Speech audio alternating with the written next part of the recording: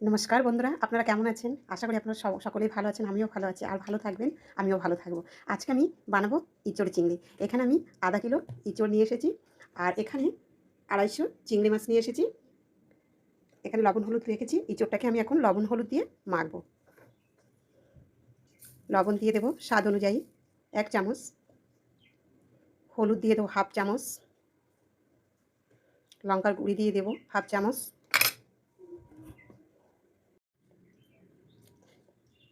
ইঁচড়ের ভিতরে আমি দিয়ে দেবো 2 চামচ সর্ষের তেল।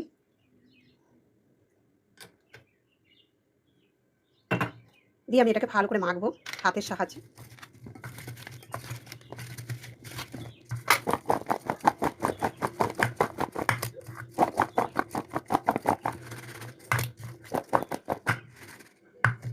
মাখা হয়ে গেছে।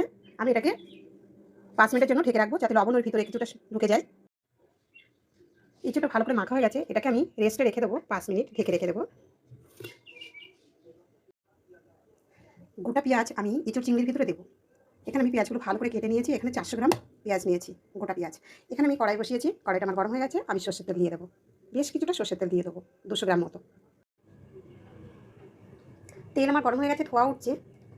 এখানে আমি গোটা পেঁয়াজটা দিয়ে দেবো। পেঁয়াজটা আমি ফ্রাই করে নেব।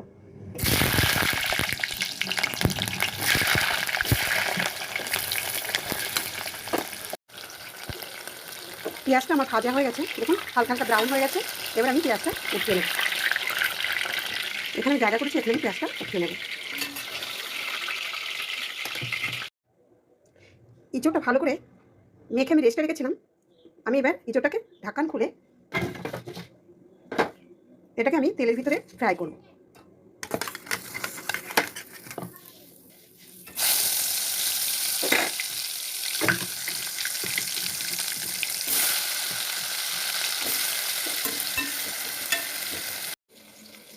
ওদিকে আমার ইঁচড় ভাজা হচ্ছে, এদিকে আমি চিংড়ি মাছটা লবণ হলুদ মেখে নেবো। এখানে আমি লবণ দিয়ে দেবো, হলুদ দিয়ে দেবো, সামান্য হলুদ গুঁড়ো, লঙ্কা গুঁড়ি দিয়ে দেবো। দিয়ে এটাকে ভালো করে মেখে নেব।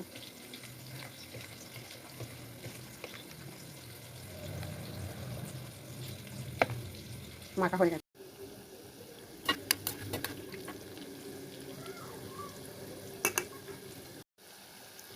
ইঁচড়টা আমার ভাজা হয়ে গেছে।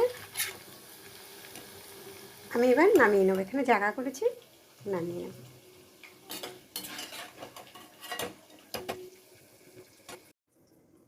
ইঁচড় আমার ভাজা হয়ে গেছে। ইঁচড় ভাজা তেলের ভিতরে আমি চিংড়ি মাছগুলো দিয়ে দেবো।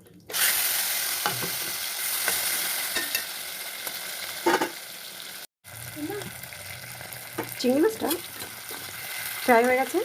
এটাকে আমি উঠিয়ে নেব, ইঁচড়ের ভিতরে রেখে দেবো।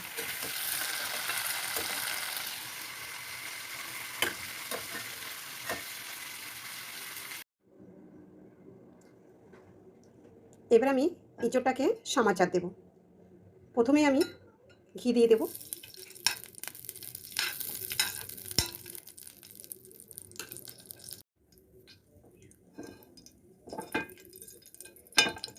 এটা আমার বাড়িতে বানানো ঘি, ওর জন্য একটু এর ভিতরে একটু দুধের একটু সর আছে। এটাকে আমি একটু ফেলে দেবো। ঘিটা আমার গরম হয়ে গেছে।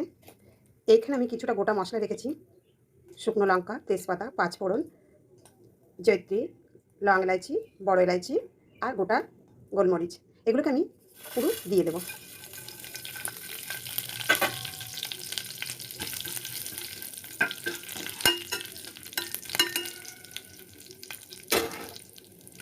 সবাই বলবেন যে ইঁচড়ের ভিতরে 5 ফোড়ন।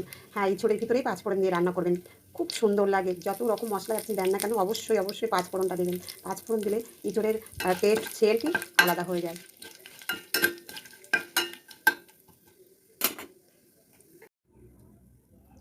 গোটা মশলাগুলো আমার লাল হয়ে গেছে। এখানে আমি আদা রসুনের পেস্ট দিয়ে দেবো।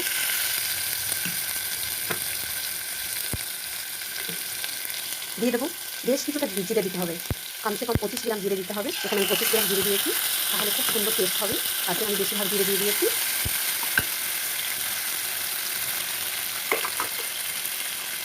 আগে আমার ইঁচড়ে লবণ দেওয়া আছে, এখন আমি স্বাদ অনুযায়ী লবণ দিয়ে দেবো।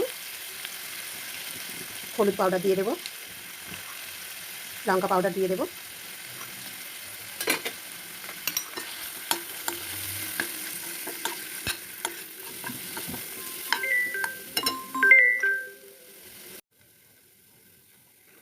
এখানে আমি দিয়ে দেবো বেশ 400 গ্রাম টমেটো।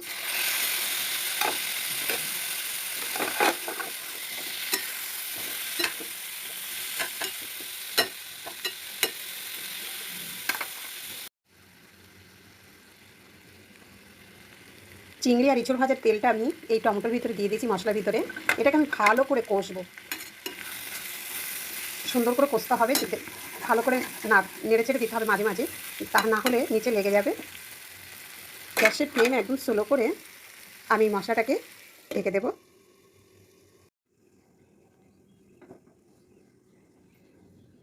ঢাকনাটা খুলে দেব।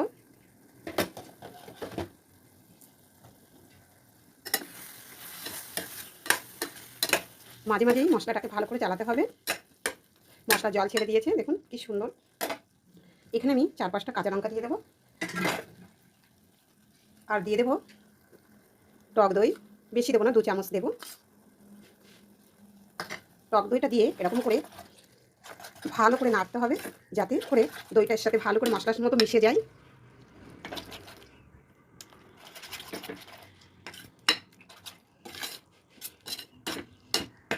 গ্যাসের ফ্লেম লো রাখতে হবে, যাতে করে মশলা জ্বলে না যায়। মশলাটা আমার ফ্রাই হয়ে গেছে। ভেজে রাখা চিংড়ি আর ইঁচড়টা আমি দিয়ে দেবো।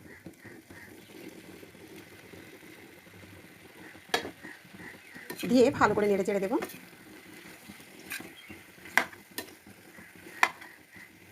এটার ভিতরে আমার ধরবে না, আমি যে কড়াইতে ইঁচড়টা ভেজেছিলাম আমি ওই কড়াইতে আবার এটাকে দিয়ে দেবো। ইঁচড়টা আমি বড় কড়াইয়ের মধ্যে নিয়েছি, এটা করে আমার সুবিধা হবে চালাতে। আমি ভালো করে ইঁচড় কষে নেব।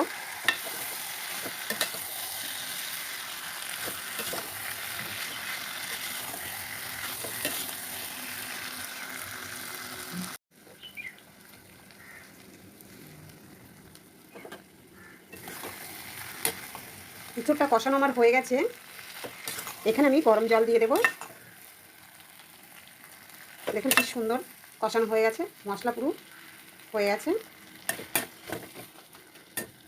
এখানে আমি গরম জল দিয়ে দেবো।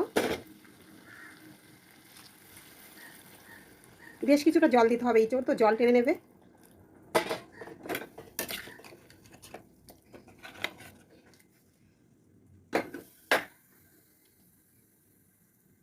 এবার আমি ঢাকা দিয়ে দেবো। গ্যাসের ফ্লেম লো করে 20 মিনিট আমি ইঁচড়টাকে পাকাবো, তারপরে পেঁয়াজটা দেবো। ঢাকনাটা খুলে দেবো। আমি একেবারে চিংড়ি মাছ আর ইঁচড় একসঙ্গে দিয়ে দিয়েছি ভিতরে, তাহলে খুব সুন্দর টেস্টি হবে। চিংড়ি মাছটা তো এমনিতেই শক্ত থাকে, আর চিংড়ি মাছের যে টেস্ট না এই ইঁচড়ের ভিতরে চলে আসবে। এখন আমার হতে সময় লাগবে, আমি আবার ঢাকা দিয়ে দেবো। গ্যাসের ফ্লেমটা আমি একটু বাড়িয়ে দিয়েছি, ঢাকনাটা খুলে দেবো। দেখুন কি সুন্দর লাগছে না দেখতে, কালারটা কি সুন্দর হয়েছে না। ইঁচড় আমার সিদ্ধ হয়ে গেছে। এই অবস্থায় আমি ভেজে রাখা গোটা পেঁয়াজটা দিয়ে দেবো।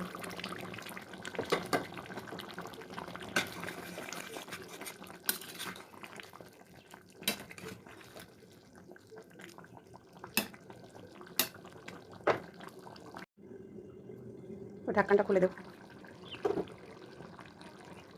এখানে আমি দিয়ে দেবো কাশ্মীরি কসুরি মেথি পাউডার, দিয়ে দেবো 1 চামচ চিনি। ভালো করে নেড়ে চেড়ে দেবো। আমার হয়ে গেছে রান্না, দেখুন কি সুন্দর হয়েছে।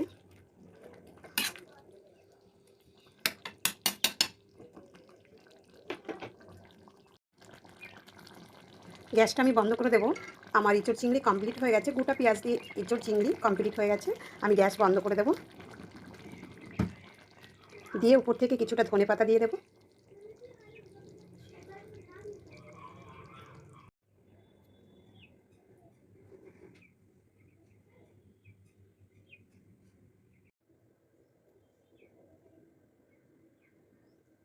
ইঁচড় চিংড়ি আমার কমপ্লিট।